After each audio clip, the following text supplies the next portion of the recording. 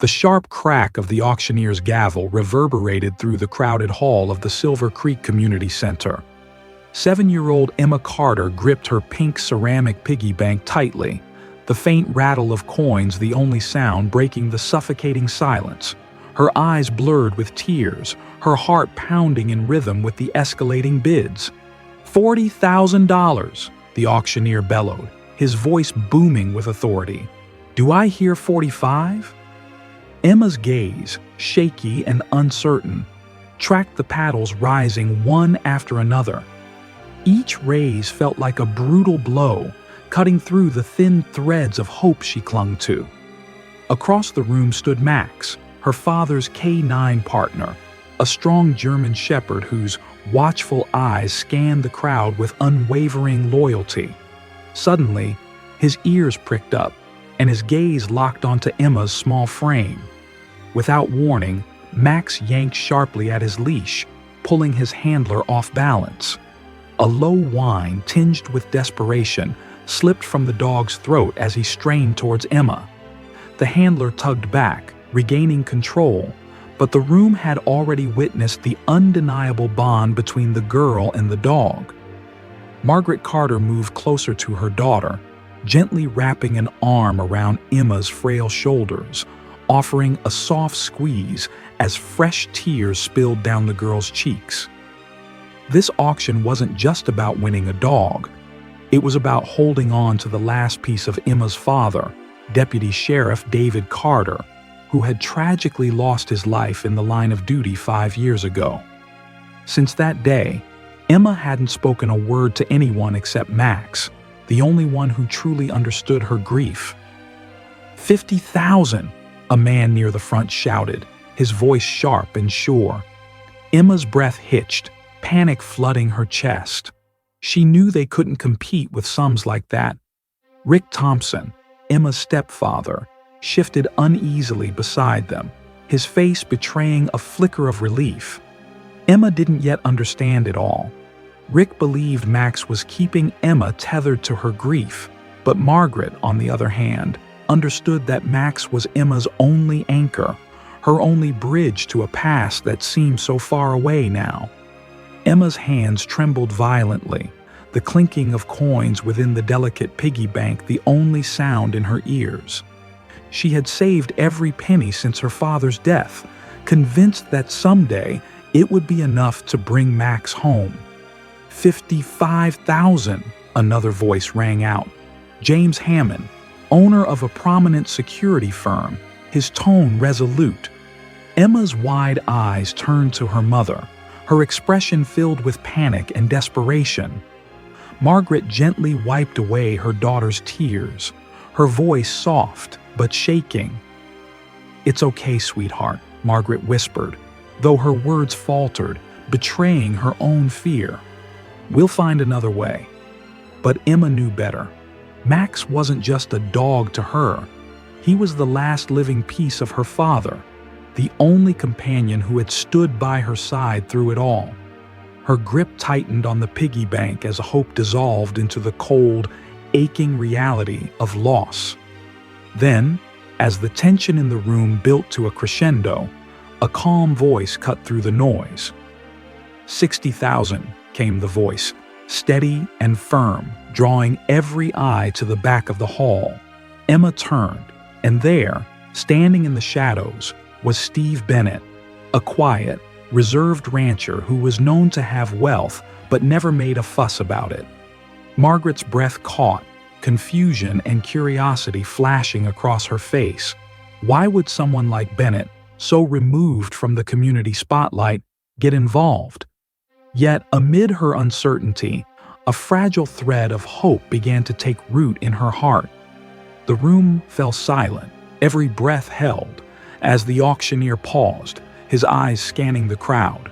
Hammond's jaw clenched, but he remained silent. 60,000, the auctioneer repeated, his voice ringing clear. Going once, going twice, sold.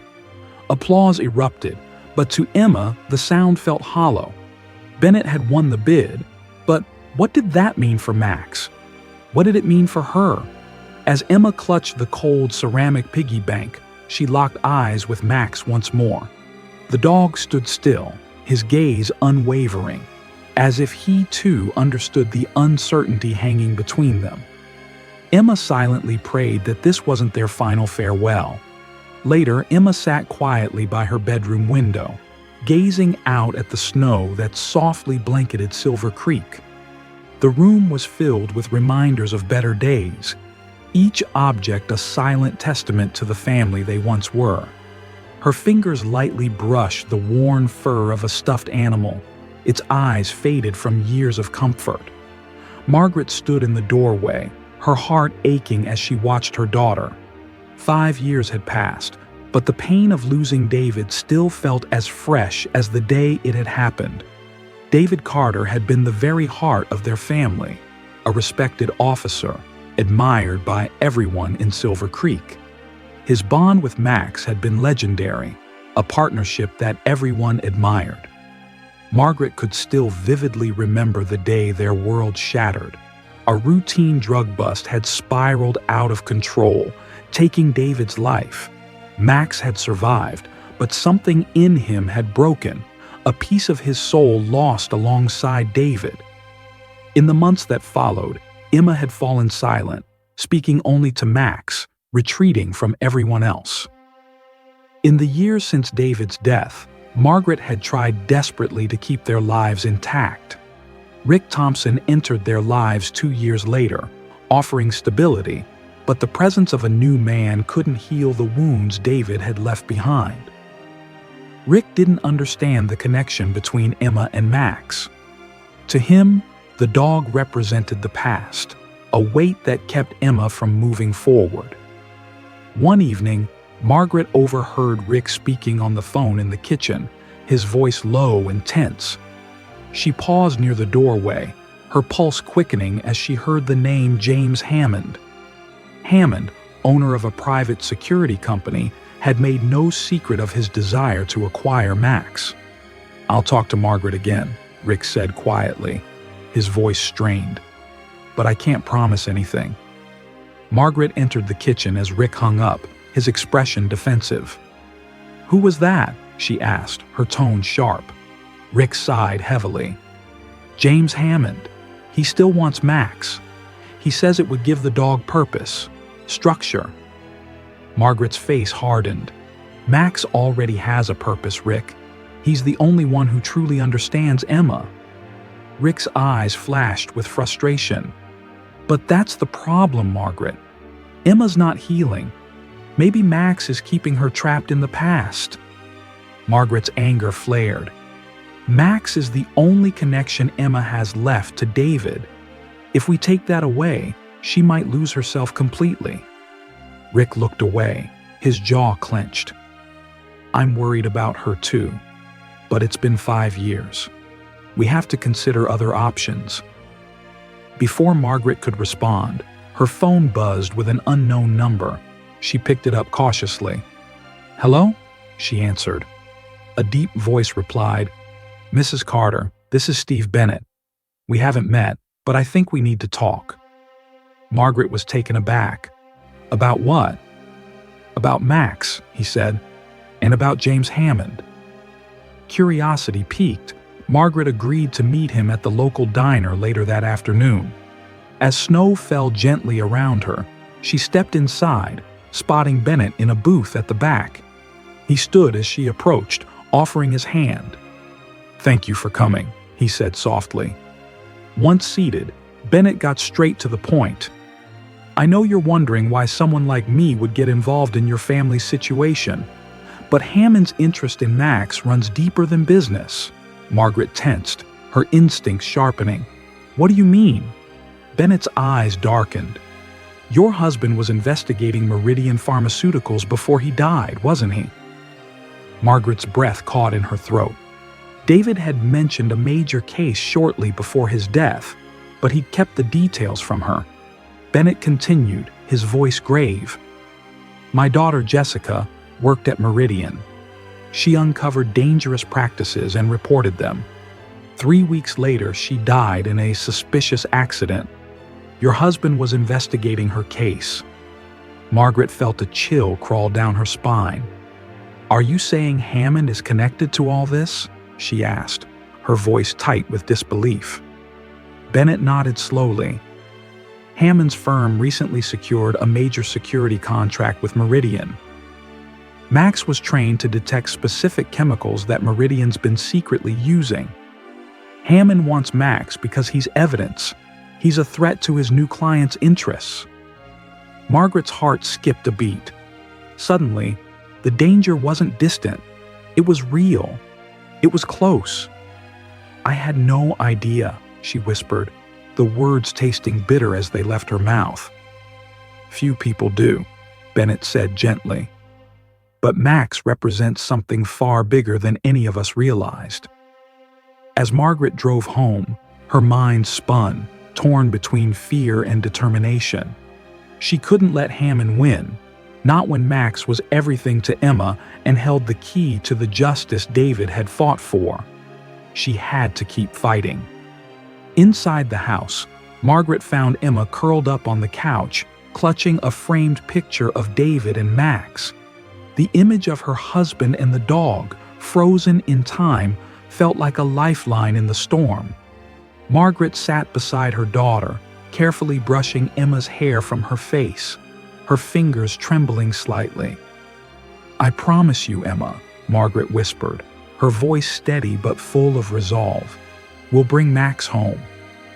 Emma looked up at her, eyes searching Margaret's face for reassurance.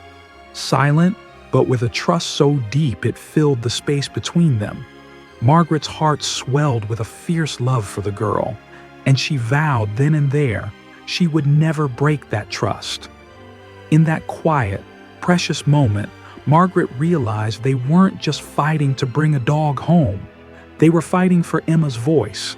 They were fighting for healing, for their family's future, and for the truth David had given everything to protect. Max wasn't just a dog. He was the symbol of loyalty that reached far beyond duty, a thread that bound their hearts together, even in their pain. Margaret felt her breath catch as she stared at the email open on her laptop screen. The words blurred for a moment, but she forced herself to focus again.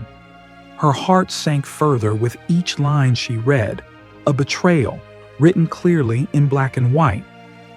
The email was from Hammond's assistant, thanking Rick for his help in persuading local supporters to withdraw their backing from Margaret's campaign.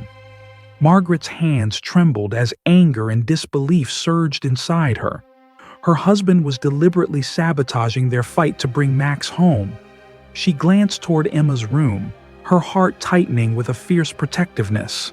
Emma had already lost so much. The thought that Rick, someone she'd trusted, was actively working against Emma's healing made her stomach twist with rage. Margaret rose quietly, clutching the printed email tightly, and found Rick standing in the kitchen, sipping coffee, seemingly oblivious to the storm about to hit. Margaret slammed the paper onto the counter, startling him. "What is this, Rick?" Her voice was cold, trembling with suppressed fury. Rick scanned the email and sighed deeply, rubbing his temples as if preparing himself for the inevitable confrontation. "It's not what you think," he muttered, his eyes flickering with guilt. "Not what I think?" Margaret snapped, her voice sharp, full of disbelief. "You're deliberately turning people against our family, against Emma." "I'm trying to help," Rick shot back defensively. "Can't you see? Emma's attachment to Max isn't healthy. Hammond can give Max a proper environment. Emma needs to move on." Margaret stared at him, incredulous.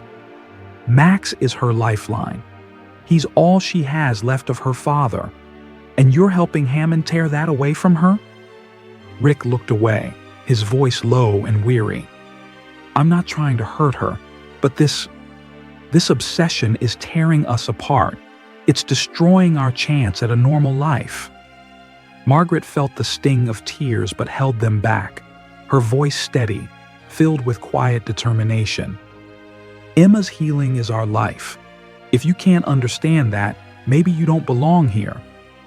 The weight of her words hung heavy between them, a silence thicker than any argument they'd ever had. Rick nodded slowly, his shoulders slumping as he sighed. "I'm sorry, Margaret," he said quietly, before turning and leaving the room without another word. Hours later, Margaret sat at the small diner in Silver Creek, a steaming cup of coffee cradled in her hands. Across from her, Steve Bennett listened in silence as Margaret recounted the latest developments. "Hammond's using Rick to sabotage us," Margaret said, her voice strained with frustration.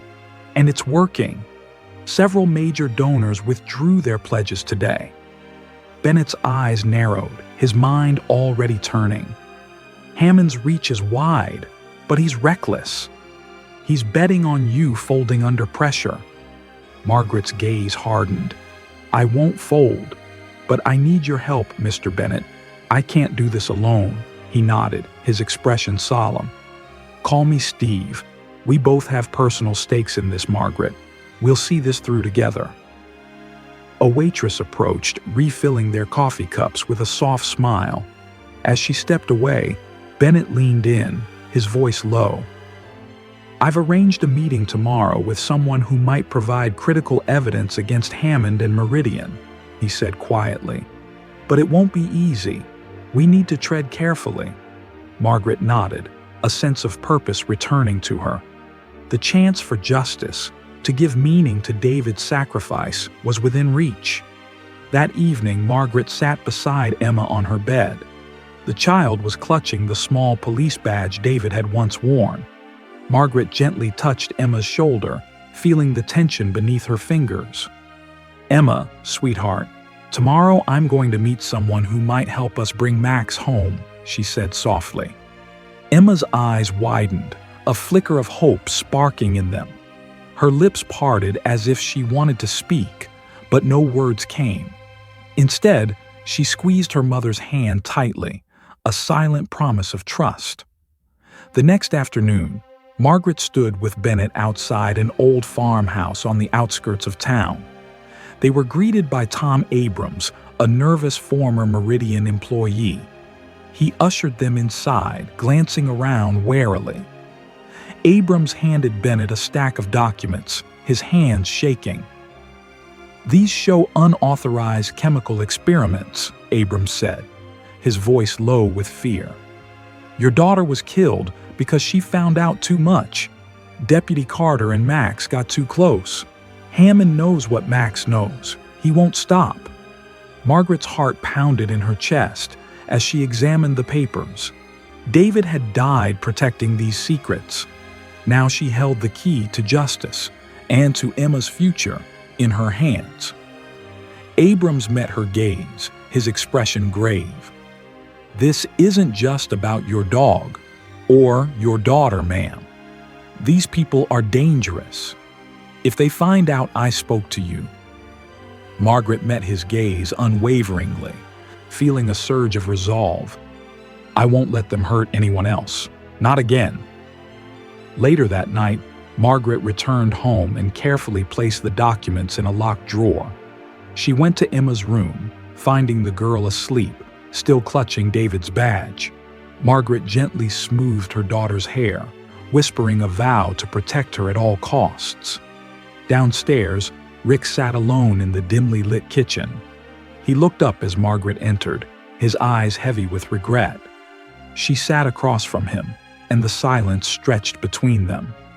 "I made a terrible mistake," Rick said softly, his voice thick with guilt. "I thought removing Max would help Emma let go, but I've only made things worse." Margaret's voice was gentle but firm. "If you truly want to fix this, then stand with us now. Support Emma and Max, not Hammond." Rick nodded slowly, his expression earnest. "I will. Whatever it takes." Margaret rose, pausing briefly at the doorway. "I hope you mean it, Rick, because right now, trust is all we have left." That night, as snow continued to blanket Silver Creek, Margaret lay awake, her thoughts heavy but clear. She knew the battle ahead would be difficult, even dangerous, But as she listened to Emma's soft breathing through the thin wall that separated their rooms, Margaret knew exactly why she would fight, no matter the cost.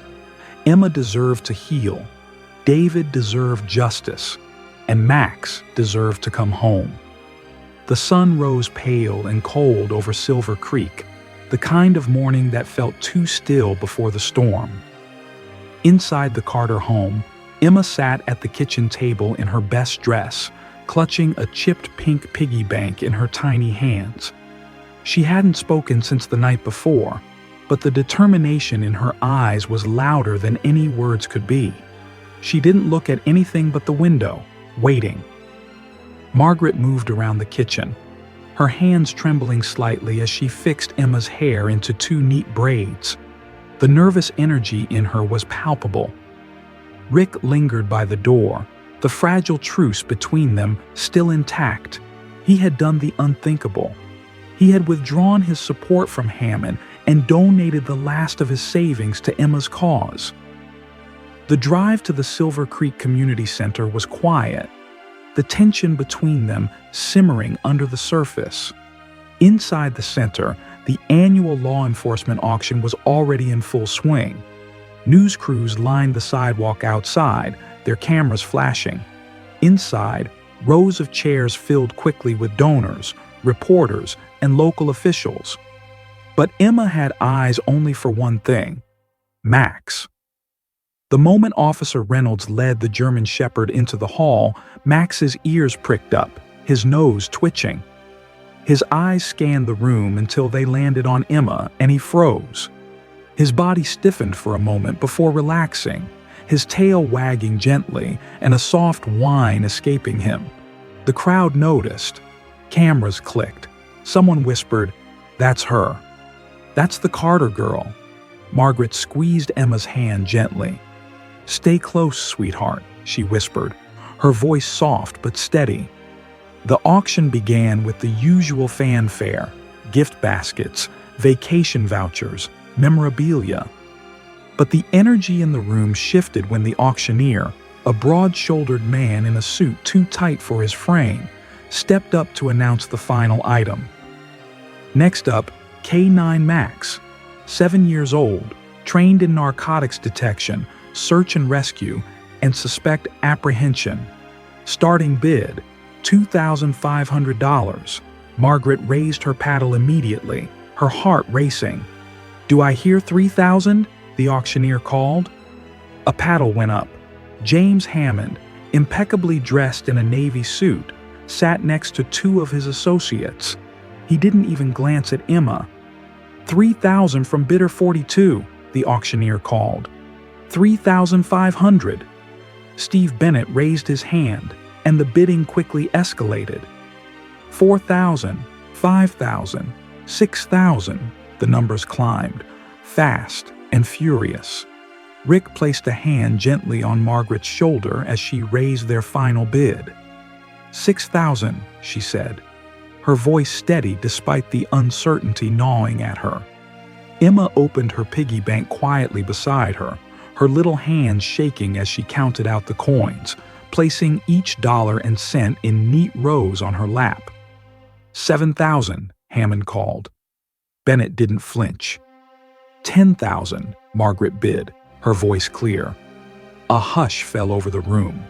The numbers were rising faster than anyone had anticipated.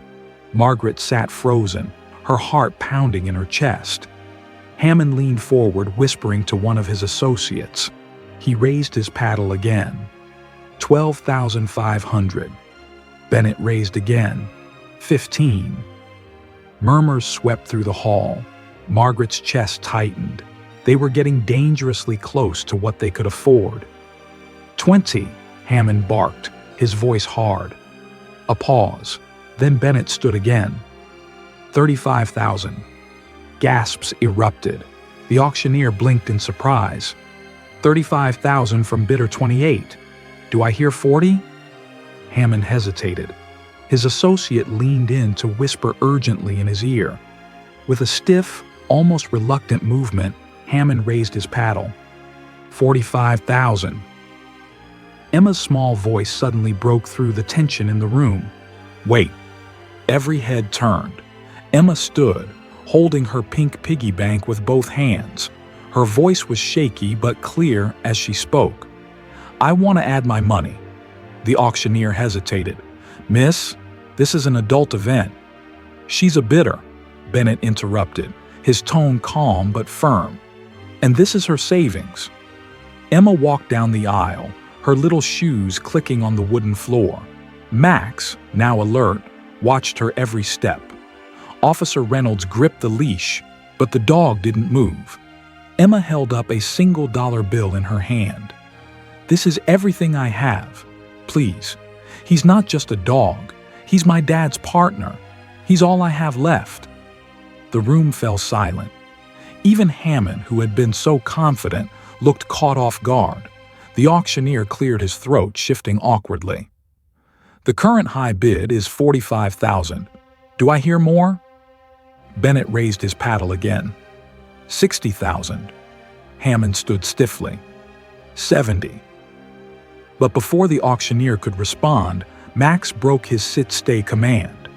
He yanked hard against the leash, pulling himself off the stage and directly toward Emma. Reynolds hesitated, unsure of what to do, but the dog moved forward anyway. Emma dropped the dollar bill, letting the piggy bank shatter on the floor, the coins scattering like fallen stars. Max reached her side and sat, pressing his body against her legs protectively. Emma bent down, wrapping her arms around his neck. "No more bids," Bennett said quietly, his voice carrying a weight that silenced the room. $75,000, Hammond barked, his jaw tight with frustration. But Bennett didn't move. "Sold," the auctioneer announced. "To bidder 28 for $75,000.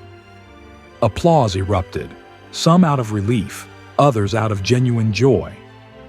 Margaret rushed to Emma, her eyes brimming with tears as she crouched down and pulled both her daughter and Max into her arms. Rick followed, standing close now, a silent guardian, no longer divided.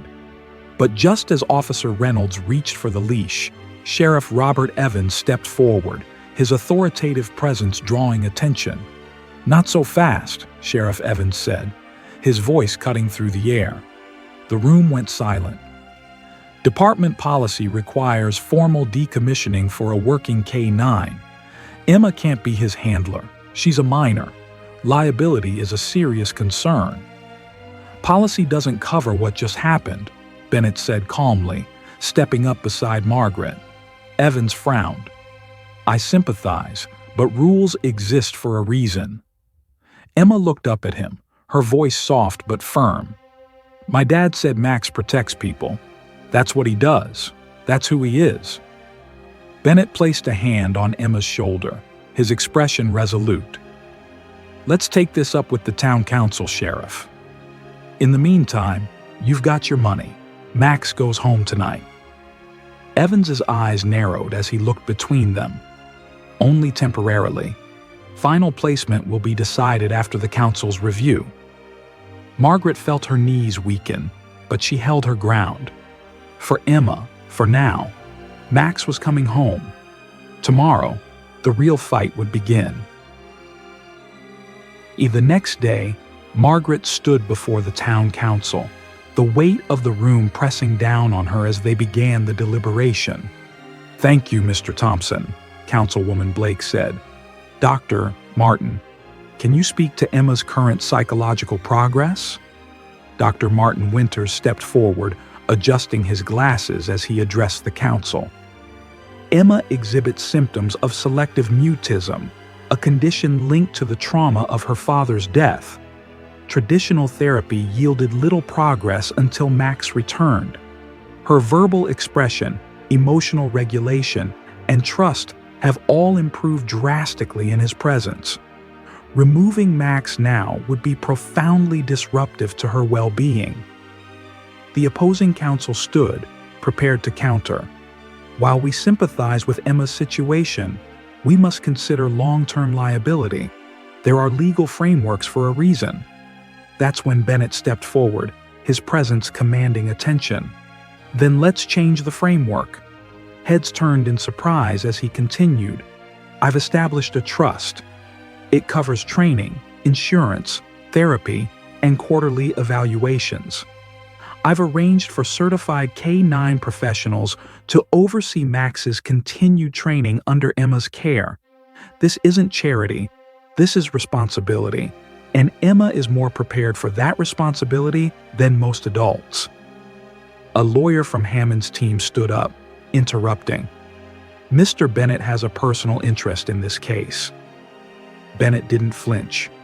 "My daughter, Sarah, worked at Meridian Pharmaceuticals, the company your client now contracts for. She died 5 years ago, the same time David Carter was investigating that company. Max was part of that investigation. Hammond isn't here for the dog. He's here to bury what that dog knows." The room went still. Councilwoman Blake raised an eyebrow. "Do you have evidence to support that claim?" Bennett's attorney stepped forward, placing a thick folder on the table. "Internal memos, whistleblower reports, training records, including details of Max's alerts. During Deputy Carter's final investigation." A shift rippled through the room. This was no longer just a custody debate, it was something far bigger. Hammond's legal team tried to object, but the momentum had already shifted. The council began to review the document swiftly. Sheriff Evans skimmed through a page. "I remember this case," he muttered. "David was onto something big." Councilwoman Blake leaned forward, her eyes narrowing. "Mr. Hammond, your company's continued pursuit of Max, despite multiple rejections and the emotional toll it has taken on this child, is frankly troubling." She turned toward Emma. "Miss Carter, would you like to speak?" Emma looked up, her voice shaky but clear. "Max was my dad's partner. Now he's mine. He keeps me safe and helps me remember. He helps me talk again. I don't want another dog. I want him." A long silence hung in the air. Then Councilwoman Blake nodded. "We've heard enough." The council stepped away to deliberate. Minutes stretched into what felt like hours. Emma sat quietly, Max's head resting on her knee. Margaret didn't speak, but her fingers trembled as they rested on Emma's shoulder. Finally, after what felt like an eternity, the council returned. "In light of the extraordinary circumstances," Blake began, "and the comprehensive measures proposed for Max's care and supervision, the council votes unanimously to approve his permanent placement with the Carter family." The room erupted in applause. Margaret wrapped Emma in a tight hug, tears of relief and joy streaming down her face. Rick pressed a kiss to Emma's head, and Max let out a soft, contented woof. But Councilwoman Blake wasn't finished. "Furthermore," she continued, "Max's status will be updated from retired K9 to certified therapy dog. He will continue working, this time to help children like Emma." Tears flowed freely down Margaret's cheeks as the council members looked on in silence. Hammond and his lawyers packed their briefcases in quiet defeat, leaving the room without a word. Outside, neighbors lined the walkway, clapping and cheering. Reporters rushed to get a glimpse of the small girl who had fought the system and won. Later that night, back at the Carter home, Emma curled up on the porch swing with Max by her side. The gentle sounds of frogs chirping by the creek filled the air, and the sweet scent of wildflowers and fresh-cut grass lingered in the evening breeze. Margaret stepped outside, holding 2 steaming mugs of hot cocoa. Rick followed, carrying a small wrapped box. "What's this?" Emma asked, her voice steadier now than it had ever been. Rick handed the box to Emma. "A compass," he said, his voice soft. "It was your dad's. Figured Max helped you find your way again. Might as well have something to guide you forward." Emma held the compass in her hand, her fingers brushing the worn brass edges. She looked up at Margaret, her voice barely above a whisper. "You know what Daddy used to say about Max?" Margaret smiled, her heart swelling. "Tell me." "He said Max could always find what was lost." Emma gazed up at the stars, then down at the dog beside her. "I think he was right." Subscribe to our channel for more heartwarming stories of resilience and hope, and don't forget to share this video with friends and family. Your support helps us continue this vital work, one life at a time. Let's keep the flame of compassion burning brightly, because together we can make miracles happen. Thank you for watching, and we'll see you in the next story.